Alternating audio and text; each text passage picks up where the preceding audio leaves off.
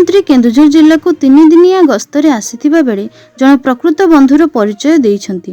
गुरुवार दिन झुंपरा ब्लॉक अंतर्गत बालीबंध पंचायतर भारतीय जनता पार्टी पूर्वतन झुंपरा मंडल सभापति तथा पंचायत समिति सभ्य महेंद्र पट्टनायक मां को एकादश क्रिया रे मुख्यमंत्री मोहन चरण माझी जोगदे श्रद्धांजलि ज्ञापन करिया सहित परिवार वर्गों मनोबल बढ़ाई।